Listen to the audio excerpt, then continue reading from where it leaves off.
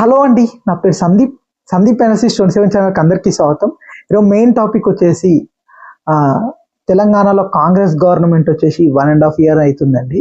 దాని గురించి మనం మాట్లాడుకోబోతున్నాము. అసలు ఏం డెవలప్మెంట్ ఏమైంది, ఏ సంక్షేమ పథకాలు ఏమి ఇచ్చారు, ఇలా వాళ్ళ 6 గ్యారెంటీలో అనేది పూర్తిగా మనం ఇప్పుడు ఈ వీడియోలో తెలుసుకోబోతున్నాము. ఒక చిన్న రిక్వెస్ట్ ఏంటంటే నా ఛానల్ని సబ్స్క్రైబ్ చేయండి. సబ్స్క్రైబ్ చేసుకొని బెల్ ఐకాన్ యాక్టివేట్ చేసుకోండి. వెంబడే నోటిఫికేషన్ అనేది వస్తుందండి కొత్త వీడియో పెట్టగానే. టాపిక్లోకి వెళ్ళిపో. కాంగ్రెస్ గవర్నమెంట్ వచ్చి 1.5 year అవుతుందండి.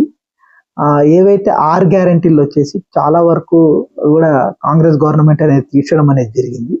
దాని గురించి దాని పర్ఫార్మెన్స్ ఏమేమి ఉంటుంది అనే దాని గురించి మొత్తం కూడా మనం మాట్లాడుకునే ప్రయత్నం అనేది చేద్దాం.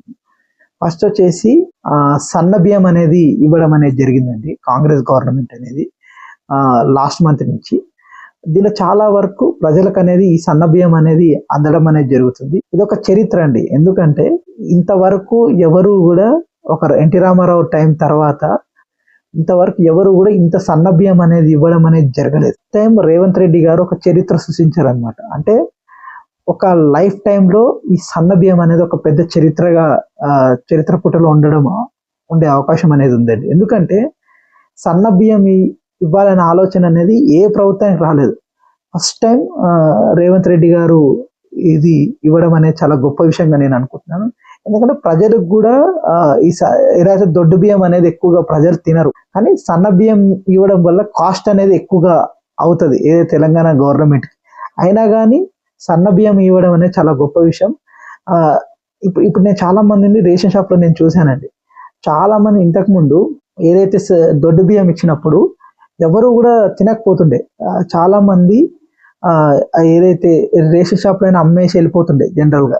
ఇప్పుడైతే చాలా మంది లైన్ లో నించొని మరి సన్న బియ్యం అనేది తీసుకోవడం అనేది జరుగుతుందండి.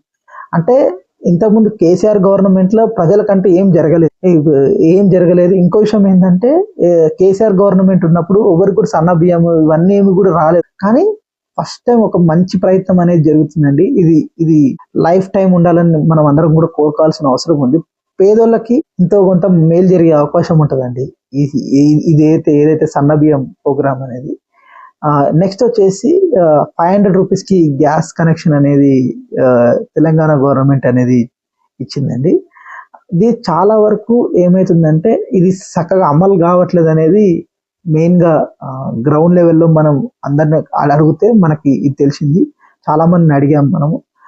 మెయిన్గా వచ్చేసి సబ్సిడీ అమౌంట్ అనేది బేసికల్గా ఏదైతే 500 రూపీస్ గ్యాస్ కనెక్షన్ దానికి పడట్లేవు అనేది ప్రజలందరూ కూడా చెప్తున్నారు.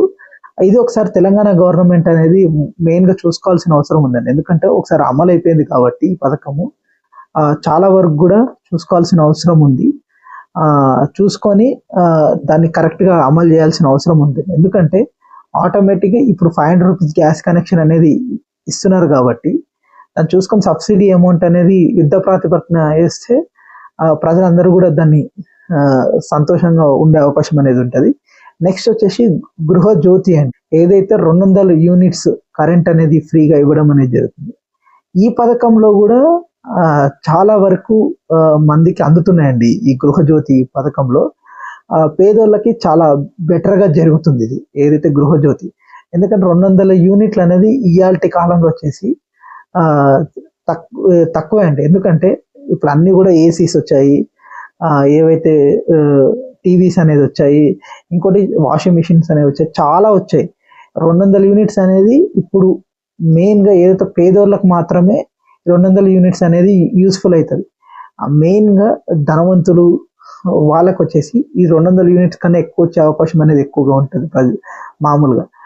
ఇది చాలా వరకు పేదోళ్ళకి యూస్ఫుల్ అయ్యే స్కీమ్ అండి. ఇది చాలా మందికి కూడా అందుతుంది. ఇంకోటి ఏంటంటే ఎవరైతే అర్హులు ఉన్నారో వాళ్ళందరికీ కూడా అందుతుందండి ఈ పథకం అనేది. ఇంకో విషయం ఏంటంటే తెలంగాణ గవర్నమెంట్ ఇది 6 గ్యారెంటీలో తేవడం కూడా మంచి విషయంగా మనం అనుకోవాల్సిన అవసరం ఉంది. ఇది డైరెక్ట్ ప్రజల్లోకి వెళ్ళే పథకం. ఇది కూడా సన్న బియ్యం కానీ ఇది అయితే గృహజ్యోతి కానీ గ్యాస్ కానీ ఇవన్నీ కూడా డైరెక్ట్గా ప్రజల్లోకి వెళ్ళే పథకాలండి బేసికల్గా. ఇంకో విషయం ఏంటంటే ఇప్పుడు మెయిన్గా రేషన్ కార్డులు కూడా చాలా మందికి కొంతమందికి అనేది వచ్చినాయంట, ఇంకొంతమందికి అనేది రాలేదని చాలా మంది చెప్తున్నారు. ఇది మెయిన్గా వచ్చేసి సర్వే అనేది జరుగుతుంది ఇప్పుడు. ఇంకో విషయం ఏంటంటే కొత్త అప్లికేషన్స్ అనేవి కూడా చేయడం అనేది జరిగింది. ఇప్పుడు ఈ సేవలో కూడా చేస్తున్నారు. ఇవన్నీ కూడా వెరిఫికేషన్ అనేది జరుగుతుంది. కొంచెం టైం పడుతుంది. ప్రజలందరూ కూడా ఎవరైతే అర్హులు ఉన్నారో వాళ్ళందరికీ కూడా వచ్చే అవకాశం అనేది ఉంది. ఇంతకుముందు కేసీఆర్ హయాంలో వచ్చేసి అసలు రేషన్ కార్డులో వరకు లేదండి. చాలా బ్యాక్లాగ్స్ అనేది పెట్టారు. ఎందుకంటే గడిచిన ఏదైతే హుజురాబాద్ ఎలక్షన్లో కొన్ని రేషన్ కార్డ్స్ అనేది ఆ కాన్స్టిట్యున్సీలో వేయడం తప్ప మిగతా ఎక్కడ కూడా 10 ఏళ్ల కాలంలో ఎక్కడ కూడా రేషన్ కార్డ్స్ అనేది ఇవ్వలేదండి కేసీఆర్ గవర్నమెంట్లో. రేవంత్ రెడ్డి సార్ గవర్నమెంట్లోనే ఇప్పుడు మెయిన్గా వచ్చేసి రేషన్ కార్డ్స్ అనేది ఇవ్వడం కొంతమంది కన్నా వచ్చే అవకాశం అనేది ఉంటుంది. కానీ కేసీఆర్ గవర్నమెంట్ అసలు అది ఎవ్వరికి రాలేదు. ఇంకో విషయం ఏంటంటే ఫ్రీ బస్లో ఈ పథకం అనేది చాలా మందికి అందుతుంది. చాలా మంది వ్యతిరేకిస్తున్నారు. ఏదైతే గ్రామీణ ప్రాంతాల్లో వచ్చేసి చాలా బెనిఫిట్గా జరుగుతుంది. ఎందుకంటే నేను ఫ్రీ బస్ని ఎందుకంటే నాకు తెలిసినంత వరకు ఇది కూడా ఒక మంచి పథకంగానే నేను అనుకుంటున్నాను. ఎందుకంటే ఎవరైతే గ్రామీణ ప్రాంతాలు వాళ్ళు డైలీ పనికి వెళ్తారండి. ఏంది ఇప్పుడు మామూలు సిటీకి వచ్చి వాళ్ళు అమ్ముకుంటారు. వాళ్ళకి వచ్చేసి డైలీ వచ్చేసి ఒక 150-200 రూపాయలు అవుతుంది వాళ్ళకి. ఏదైతే ఇప్పుడు కూరగాయలు అమ్ముకోవడానికి డైరెక్ట్గా వాళ్ళు సిటీకి వస్తారు. బేసికల్గా వచ్చినప్పుడు అన్ని కూడా ఏదైతే ఆర్టీసీ బస్సులో కూరగాయలు గిరగాయలు అన్నీ వేసుకొని కూడా వాళ్ళందరూ కూడా డైరెక్ట్ వస్తారు అన్నమాట. వాళ్ళకి మినిమం 100-150 రూపాయలు అనేది అవుతుంది.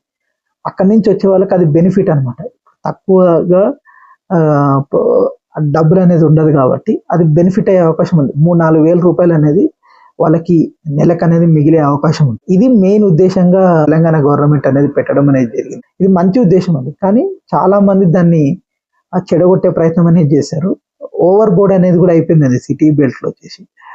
చాలా వరకు ఎక్కువ మంది ఎక్కేయడం అనేది జరిగింది.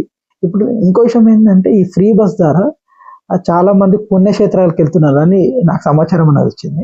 అంటే చాలా మంది పుణ్యక్షేత్రాలకు వెళ్తున్నారు, గుళ్ళకి వెళ్తున్నారు, ఇవన్నీ కూడా వెళ్తున్నారు. కానీ కొన్ని ప్రాబ్లమ్స్ అనేవి కూడా ఉన్నాయి దీంట్లో.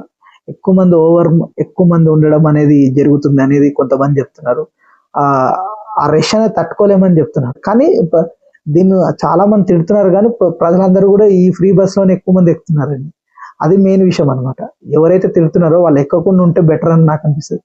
ఎందుకంటే ఒక పథకం అన్నప్పుడు కొన్ని ప్రాబ్లమ్స్ అనేవి ఉంటాయి. ఇప్పుడు ఏ పథకంలో అయినా కానీ పూర్తిగా కూడా ప్రజలందరికీ కూడా న్యాయం జరగదు. కొంతమందికి న్యాయం జరిగితే ఇంకొంతమందికి న్యాయం జరగదు. కొంతమందికి సౌకర్యం ఉంటుంది, కొంతమందికి సౌకర్యం ఉండదు.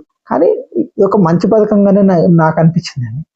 ఓవరాల్గా వచ్చేసి రేవంత్ రెడ్డి సర్కార్ వచ్చేసి చాలా మంచిగా 6 గ్యారెంటీల్లో చేయడం అనేది జరుగుతుంది. ఇంకో విషయం ఏంటంటే ఇప్పుడు మెయిన్గా ఓల్డ్ పెన్షన్స్లో వచ్చేసి 4,000 రూపాయలు అనేది పెంచుతామని చెప్పారు. చాలా వరకు అయితే ఏం పెంచలేదు. అది పెంచుంటే బాగుండేది. ఎందుకంటే మెయిన్గా ఇది కూడా ప్రజల్లోకి వెళ్ళే పథకమే. ఈ 4,000 రూపాయలు పెంచడం కూడా ఎవరైతే పెన్షన్స్ ఇది కూడా మెయిన్గా ప్రజల్లోకి వెళ్ళే పథకమే. ఇది ఎంత తొందరగా వీలైతే అంత తొందరగా చేయాల్సిన అవసరం ఉందండి. ఎందుకంటే ఇది ఓట్లు పడే పథకం అని నా దృష్టిలో. ఎందుకంటే చాలా వరకు ఎవరైతే ముసలోళ్ళు కానీ 60 ఏళ్ళు దాటిన వాళ్ళందరూ కూడా మెయిన్గా ఈ ఓల్డ్ పెన్షన్ మీద డిపెండ్ అయి ఉంటారు. వాళ్ళందరూ కూడా గ్రామీణ ప్రాంతాల్లో కానీ ఏదైనా అర్బన్ ఏరియాస్లో కానీ సిటీస్ ఎక్కడైనా కానీ వాళ్ళకి ఇది కరెక్ట్గా పెంచి అందితే ఇది గన్ షాట్గా పడే ఓట్స్ అండి. ఇది మెయిన్గా ఇది మెయిన్ ఫస్ట్ మనం చేయాల్సిన అవసరం అనేది ఉంది తెలంగాణ గవర్నమెంట్ అనేది. ఇంకో విషయం ఏంటంటే రాజు యువ వికాసం అనేది లోన్ అనేది ఏదైతే తెలంగాణ ఆవిర్భావ దినోత్సవం నుంచి ఇస్తామని చెప్తున్నారు. ఇది మంచి విషయమే అండి. ఎవరైతే పేదోళ్ళు ఉన్నారో, ఎవరైతే కొత్తగా అన్ఎంప్లాయిడ్ యూత్ ఉన్నారో వాళ్ళకి చేయూతగా ఇచ్చే పథకం ఇది. ఇది ఎంతవరకు ఇస్తారనేది మనము వేచి చూడాల్సిన అవసరం అనేది ఉంది. ఇంకో విషయం ఏంటంటే ఏదైతే ఇప్పుడు రైతు బంధు ఇప్పుడు ఏదైతే 20,000 పెంచుతామని చెప్పారో అది 15,000 రూపాయల దాకానే పెంచారనేది అనుకుంది. ఫస్ట్ అయితే 20,000 అని ప్రకటించారు. ఏదైతే ఆర్థికంగా తెలంగాణ రాష్ట్రం అనేది కొంచెం ప్రాబ్లంలో ఉంది కాబట్టి 15,000 రూపాయల దాకానే ఇస్తామని చెప్తున్నారు. ఇది చాలా వరకు బెనిఫిట్ అవుతుందా లేదా అనేది కాలమే డిసైడ్ చేస్తుంది అనమాట. ఇంకో విషయం ఏంటంటే రైతులకి ఎవరైతే క్రాప్కి వచ్చేసి రూ. 500 అనేది కూడా ఇవ్వడం అనేది, బోనస్ అనేది ఇవ్వడం అనేది జరిగిందండి. ఇది కరెక్ట్ గా అమలు జరుగుతుందని చాలా మంది అంటున్నారు. ఇది కూడా ఒక మంచి పథకంగానే మనం అనుకోవాల్సిన అవసరం ఉంది. ఓవరాల్ గా వచ్చేసి తెలంగాణ గవర్నమెంట్ ఈ 1.5 year లో వచ్చేసి చాలా వరకు పనులు అనేది చేయడం అనేది జరిగింది. అభివృద్ధిలో కూడా చాలా వరకు కూడా ఫ్లైఓవర్స్ అన్ని కూడా కంప్లీట్ అవుతున్నాయి. ఇవన్నీ కూడా అభివృద్ధి అనేది కంటిన్యూస్ గా జరుగుతుంటది. దాని మనం అంత కౌంట్ లో తీసుకోవాల్సిన అవసరం అనేది ఉండదు. అయితే పథకాలు 6 గ్యారంటీల పథకాలని మెయిన్ గా మనము చూడాల్సిన అవసరం ఉంది. అలాగే వచ్చేసి ఏదైతే ఆరోగ్యశ్రీ కూడా 10 లక్షల రూపాయల దాకా పెంచడం అనేది జరిగింది. ఇది కూడా మంచి పథకం కింద మనం అన్ని కూడా తెలంగాణ ప్రభుత్వం చాలా వరకు కూడా ప్రజలకు మేలు జరుగుతుందండి. ఇంతకు ముందు కేసీఆర్ గవర్నమెంట్ లో ఎలాంటి ఏదైతే సంక్షేమ పథకాలు కానీ ఎవరికి కూడా వచ్చేది కాదు. ఇప్పుడు దాదాపు చాలా మందికి వస్తున్నాయి, కొంతమంది కన్నా వస్తున్నాయి. ఏదైతే వైట్ రేషన్ కార్డు ఉన్నదో వాళ్ళందరికీ కూడా చాలా మందికి వచ్చే అవకాశం అనేది ఉంటుంది. ఇంకోటి ఏంటంటే ఏదైతే తెలంగాణ రాష్ట్రంలో 1,45,00,000 మంది వైట్ రేషన్ కార్డ్స్ ఉంటాయి. దీంట్లో వచ్చేసి కనీసం ఒక 1 కోటి మందికి వచ్చినా గానీ చాలా మందికి బెనిఫిట్ జరిగే అవకాశం అనేది ఉంటుంది. ఈ మనం కాంగ్రెస్ గవర్నమెంట్ అనేది నా దృష్టిలో వచ్చేసి బీఆర్ఎస్ గవర్నమెంట్ కన్నా కాంగ్రెస్ గవర్నమెంట్ చాలా మంచిగా చేస్తుందని నాకు అనిపించింది. చాలా మంది అంటారు హైడ్రా వల్ల ఇవన్నీ కూడా కూల్ చేస్తున్నారు అంటున్నారు తప్ప, నాకు అనిపిస్తుంది ఏంటంటే సరే ఇప్పుడు ఏదో సిటీ బెల్ట్ లో కొంచెం ప్రాబ్లం ఉండొచ్చు, అది ప్రాబ్లం లేదని కాదు, మంచి పనికే చేస్తున్నారు కానీ అది చెడుగా అయ్యే అవకాశం అనేది ఎక్కువగా ఉండడం వల్ల దాని గురించి మనం కామెంట్ కూడా, ఎందుకంటే ఆటోమేటిక్ ఏదైతే లేక్స్ ఉన్నాయి కదా, లేక్స్ పక్కన ఉన్న ఇళ్ళ దగ్గర నుంచి వాళ్ళు కూలగొడతారు. ఇంతకుముందు దీనిలో చాలా వరకు ఏమైతుందంటే ఎవరైతే మున్సిపాలిటీ వాళ్ళ ప్రాబ్లం ఎక్కువ అవుతుందండి. ఎందుకంటే వాళ్ళు ఎక్కువ శాతము కరప్షన్ చేయడం వల్ల, లంచం తీసుకోవడం వల్ల ఏమైతుందంటే వాళ్ళు పర్మిషన్ ఇచ్చేశారు. ఏదైతే లేక్స్ దగ్గర ఉన్న ల్యాండ్ దగ్గర కూడా వాళ్ళు పర్మిషన్ ఇచ్చడం అనేది జరిగింది. దానివల్ల మెయిన్ ప్రాబ్లం అనేది వచ్చిందండి ఇప్పుడు. ఎందుకంటే అప్పుడు ఏదైతే వాళ్ళు లంచం తీసేసుకొని అప్రూవల్ చేయడం కూడా ఇప్పుడు వచ్చేసి ఈ హైడ్రా మొత్తం కూడా కూల్చడం అనేది జరుగుతుంది. దీంట్లో ఇద్దరు కూడా కొంచెం కూర్చొని మాట్లాడుకుంటే సెట్ అయిపోద్ది. కానీ ఇప్పుడు చాలా మందికి ఇల్లులు పోతున్నాయని అంటున్నారు, కానీ వేరే ఇల్లు ఇస్తామంటారు. కానీ దీంట్లో ప్రభుత్వం కూడా కొంచెం ఆస్ట్రూచి బిహేవ్ చేయాల్సిన అవసరం అనేది ఉందండి. ఎందుకంటే వాళ్ళకి ముందు మేము ఇట్లా చేస్తామని చెప్పి ఇట్లా చేస్తుంటే బాగుండేది. ఇలాంటి నోటీస్ ఇవ్వకుండా చేయడం అనేది కొంచెం తప్పుగా నాకు అనిపించింది. కానీ ఓవరాల్గా అయితే కాంగ్రెస్ గవర్నమెంట్ అనేది ఇంతకుముందు బీఆర్ఎస్ పాలనలో కన్నా కాంగ్రెస్ గవర్నమెంట్ చాలా వరకు బెటర్. అంటే ప్రజలకి ఎంతో కొంత సంక్షేమం అనేది జరుగుతుందండి. అది మెయిన్గా నేను అనుకుంటున్నాను. ఎందుకంటే సంక్షేమం అనేది ఏదైతే 6 గ్యారెంటీలో వాళ్ళు హామీలు ఇచ్చినవి అనేది చాలా వరకు అనేది తీర్చడం అనేది, ఒక 60% అనేది తీర్చడం అనేది జరిగింది.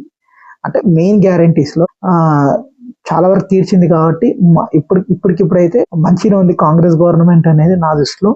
ఇంకోటి ఏంటంటే ఫ్యూచర్ లో చూడాలండి. ఏదంటే ప్రజలు అనేవాళ్ళు మెయిన్ గా 5 years తర్వాత ఎలక్షన్ జరిగినప్పుడు రిజల్ట్ అనేది వాళ్ళు ఇస్తారు. కానీ ఇప్పటికిప్పుడైతే మంచిని చేస్తుంది కాంగ్రెస్ గవర్నమెంట్ అని నాకు అనిపించింది. నా ఇన్ఫర్మేషన్ కానీ మీకు నచ్చినట్టే కింద సబ్స్క్రైబ్ బటన్ ఉందండి, దయచేసి నా ఛానల్ ని సబ్స్క్రైబ్ చేసుకొని బెల్ ఐకాన్ యాక్టివేట్ చేసుకోండి. లైక్ చేయండి, షేర్ చేయండి, కామెంట్